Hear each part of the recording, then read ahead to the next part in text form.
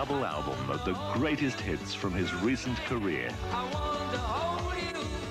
We Don't Talk Anymore, Wired for Sound, and Some People are just a few of the songs featured in this beautifully presented collection. Share with Cliff these important memories in this, his very own private collection.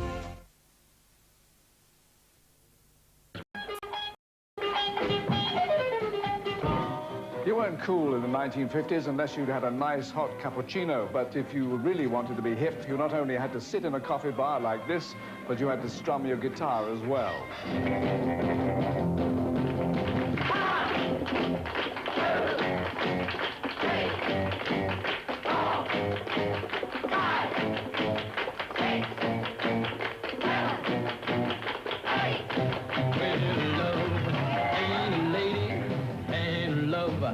Ain't no fool, young love is rough and tough. And if you wanna win, you gotta play it feel cool. Yes, a 50s coffee bar was throbbing with atmosphere. Wait a minute. We've got something better than that. Here's your chance. You got your guitar? Yeah, what? Well, get it and start playing. And it was the only place to get discovered. Oh, baby, while you're standing out there in the cold, you gotta have some loving, ain't you been told? You gotta have someone who's gonna hold you tight. You gotta have someone who's gonna treat you right. Why don't you come in and be loved? Stake your claim, 'cause you don't have to carve my name on a tree. Before you knew it, you were rehearsing your TV special. A letter of love to me.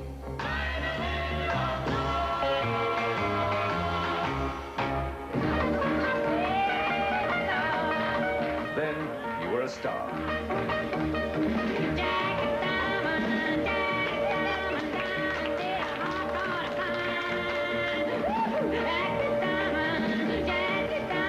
Oh, it's lovely stuff. Now, Bruce Welch, we can giggle a bit about coffee bars now. Were they really swinging places?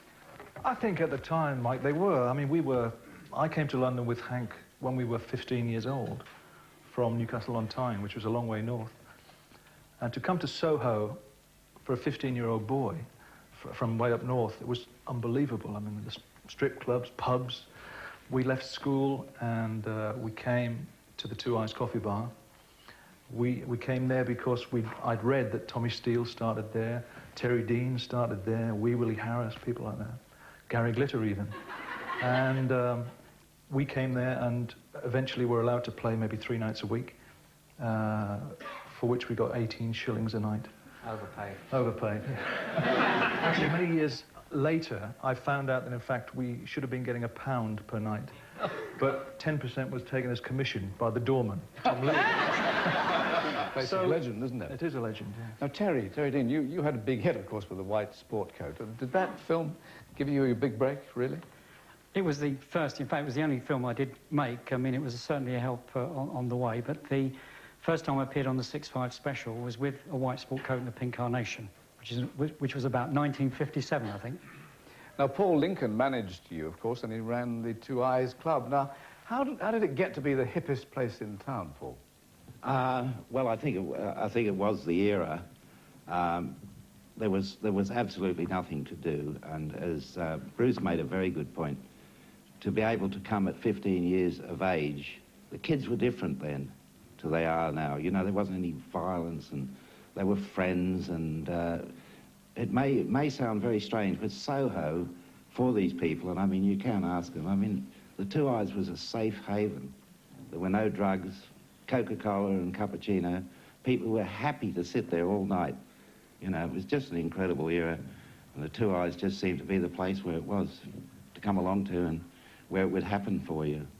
Now, Joe, we saw you there, of course, with Jack Good, who was responsible, as we know, for putting pop on TV. Do you feel you owe him a lot? I feel that everyone owes Jack Good a lot. We owe 2 people in this business a lot. One's Lonnie Donegan and one's Jack Good, and that's it. Well, you can pay me.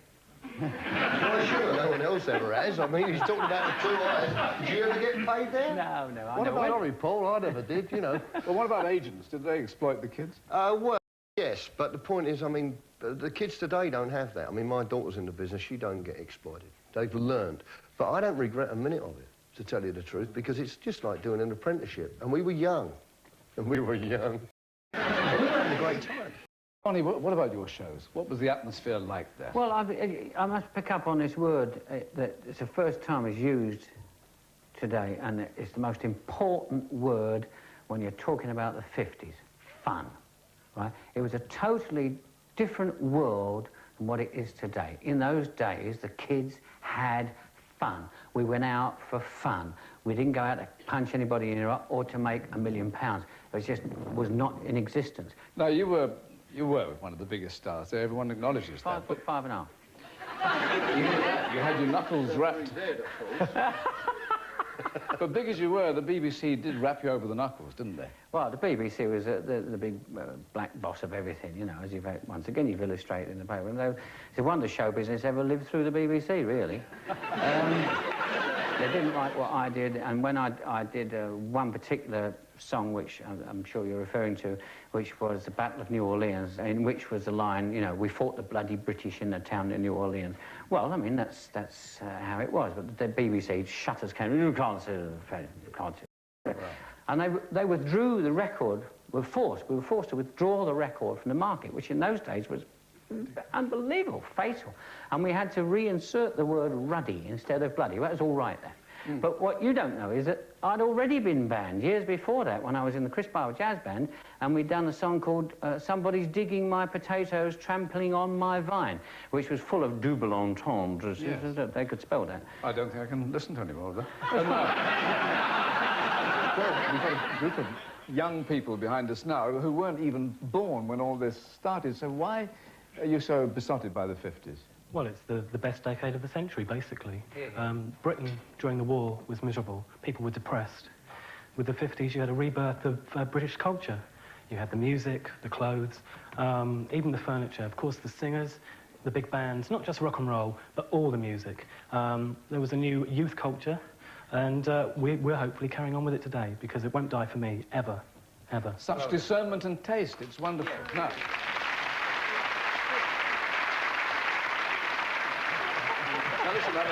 Listen, all this talk of music has made my varicose veins throb with anticipation, so we're going to end our whistle-stop tour of the decade with some of the best kind of music from those days. From the 50s, good night.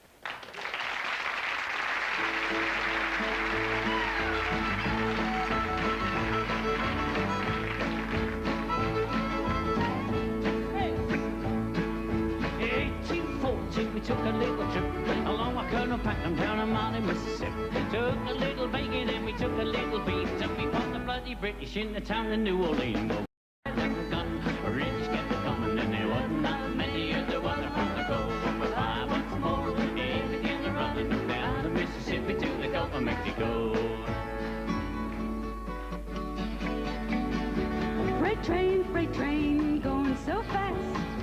Freight train, going so fast. I don't know what train he's on. Won't you tell me where he's gone?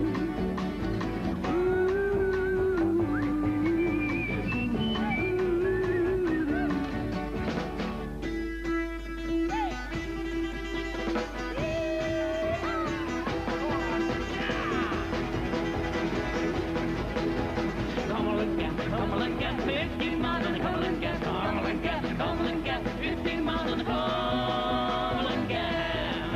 I've got a gal 6 feet tall, sleeps in the kitchen with the feet